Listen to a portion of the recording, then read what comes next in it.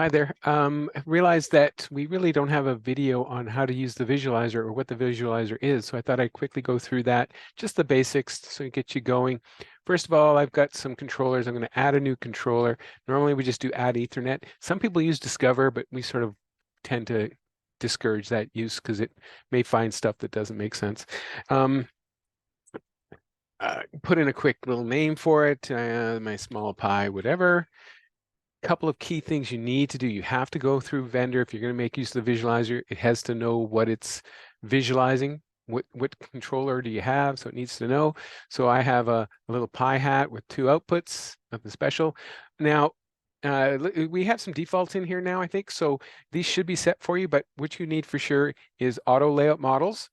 You don't need auto upload configuration. You need auto size and full xLights control. So auto layout models basically turns on the visualizer for you. Auto size means it will figure out how many channels you need for that controller as you drop props onto the controller. So it'll add the number of universes or the number of channels, whichever you have.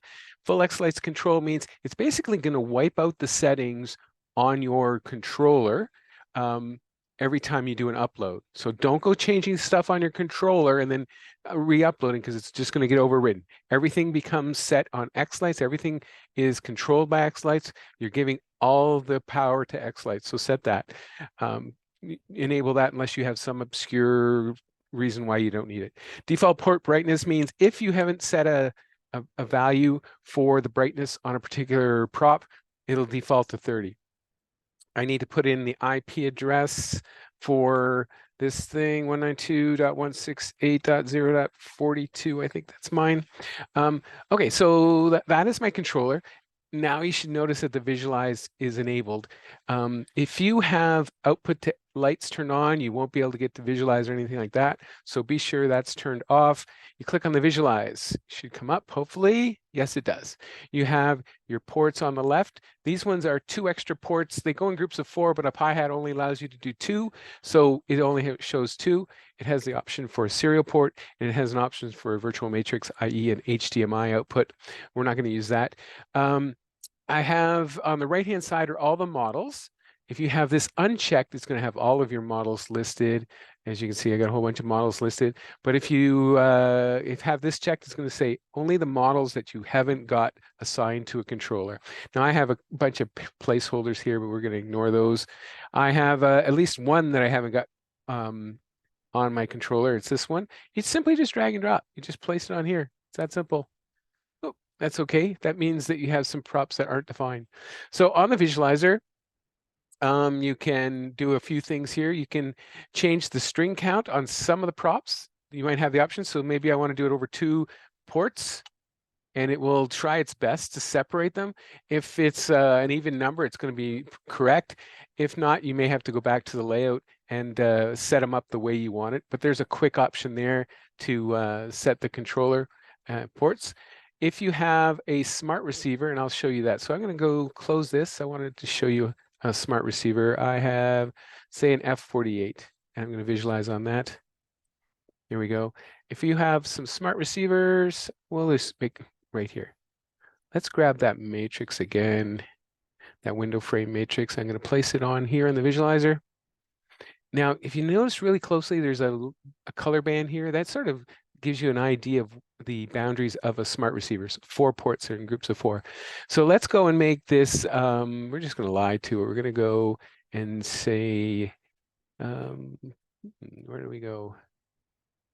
I thought we could right click. Oh, interesting. Smart remote, it's on an A. It's going to go on an A receiver. So you get 4 A receivers. You can make it go on a smart remote and go B. There you go. Now it goes to B. Now it's just a matter of dragging and dropping to move things around.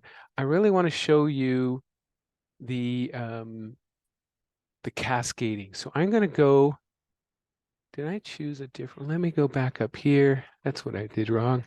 I grabbed the wrong prop. I'm going to delete that prop from here. So drag it back over here. I really wanted to show you one of those features that's, so I want the window frame. This guy, I think it is. one we had placed on the other one. There we go. So now it's set to 2. I can go and make it a smart remote. So for a lot of people are using smart receivers, and it doesn't have to be in smart mode at this point because it's only one. But we're going to show that it's in smart receiver and it's going down. You have the option to go across. So smart remote, cascaded remotes 2. And you'll see that it goes smart remote 2, cascade down. There we go. So it's going to go, and draw this, it's going to go 1, string 1, then 2. So there's 2 options you can set there. One of them goes 1 and 2. The other, and we call that way, going down or going across. So you have both of those options available to you right from the right click menu.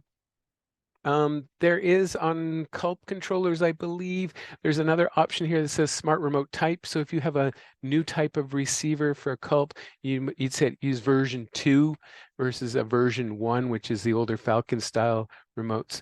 If I make this B, I think it's going to go B and C. Yep. So you can see it still cascades it. If I right click and I make it change my mind and I say I want to go cascade, it's going to go down again. So those are your 2 options.